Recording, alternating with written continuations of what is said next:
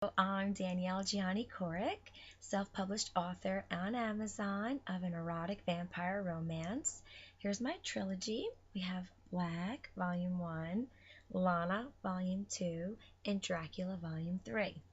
This past week, I've been reading from my book, Black, and Black is actually the ending of my trilogy, and Lana's the beginning, and Dracula is the very beginning. Anyhow, we've been reading from Black and we've passed already chapter 1 and we are now on chapter 2, In Between Dreams. And tonight I would like to continue where we left off. Tonight's reading is interesting to me because it's not just the erotic side, it's not just the theater side, it's not just the dream side. It's a little bit of all of it in one. However, some of it is a little bit of the crude tongue that I have mentioned before in my past readings, and I would like to begin. Dear Diary, today was interesting. Aaron was working again on the house like a madman. He barely ate. He had some water, but that's about it. He came in from outside in the middle of the day as the kids were at my mom's. I had finished doing hair. He decided to take my lustful body as he lay me on the kitchen table. He took me there. He held my hands above my head while he nibbled on my breasts. He sucked my nipples and he sucked my wet abyss as he held me down. Taking his tongue, he swirled it around my clit. Pardon me. As he held my legs down to the table. He entered his hard love inside of my wet pink abyss as he drove himself deep. In and out his hard love went halfway, resting my softness upon his tip. He gagged me with a piece of fruit from the table as my back slightly arched up. He started to finger my pillows as he made love to me harder and harder inside of my tender pink. I tried to scream, but the fruit muffled my howls. Aaron then turned my panting body as my stomach lay against the kitchen table.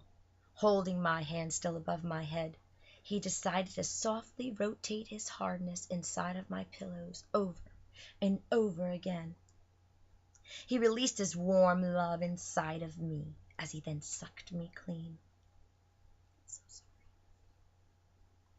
As I watched Aaron work so hard on our house, and as I make love to him and fuck him, I think to myself, do I love him? I answer myself, yes.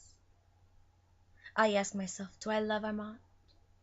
I answer myself, yes. I think to myself, how can I be in love with two people? What is real and what is not? Anyway, another day, before I make my head spin and make my world become disarray. Lana. Now that was the crude tongue. And now we come to the dream. Hello, my dearest diary. I come to you tonight because I just awoke from a dream much different than the ones I had before. There was Count Dracula and Milana, but they went by the name Michael and Lana. They weren't inside of the theater. They were now inside of a wondrous castle.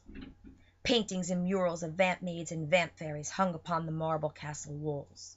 Statues of dragons and oracles surrounded the marble dining room table, as Lana danced upon the marble floor of blues and gold. Wearing a white see-through gown where her nipples peeked through, she sang, "My Michael, my love, my Michael, my Count, why am I not your wife? Why mustn't we share forever now? Tomorrow can be too late, unless you don't love me as I love thee. Tell me, my Michael, tell me now, do you love me as I love thee?" He said, "My Lana, my love, of course I love thee and no other. Don't believe in the play, for I am not the Count. I'm your Michael, just acting. I belong to you.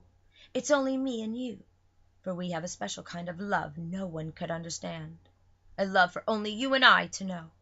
A love to last forever." Lana said, "Then why haven't you asked me to marry your wonderfulness?"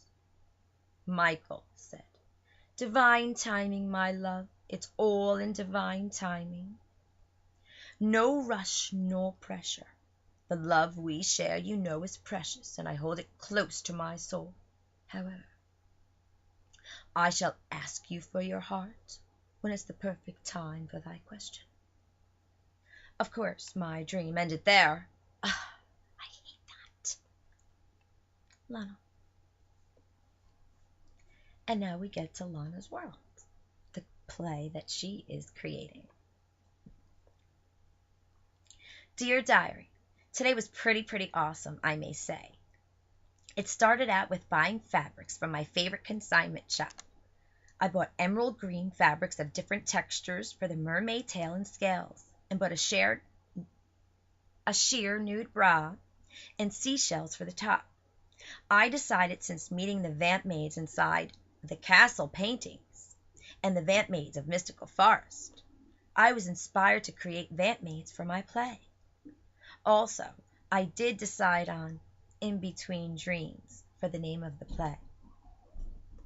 I have been telling my clients about it here and there, so they are anticipating a play in their near future. Some light-hearted entertainment from their hairdresser. So I started the vamp maid. I cut up pieces of material in squares, then folded them to create scales and attached them to a fitted piece of fabric to create a flowing movement when completed. A touch of sea glass and glitter, and voila! The mermaid tail is done. Now I have to work on the top. That's about it for now. Another night. We shall meet here again, my diary. Until then, thank you for listening. Lana. I'm going to stop there tonight, and I want to say thank you so much for listening and for watching and for following An Erotic Vampire Romance, my trilogy on Amazon by Danielle Gianni Coric. Thank you so much. Have a great evening. Much love to you all. Health and happiness.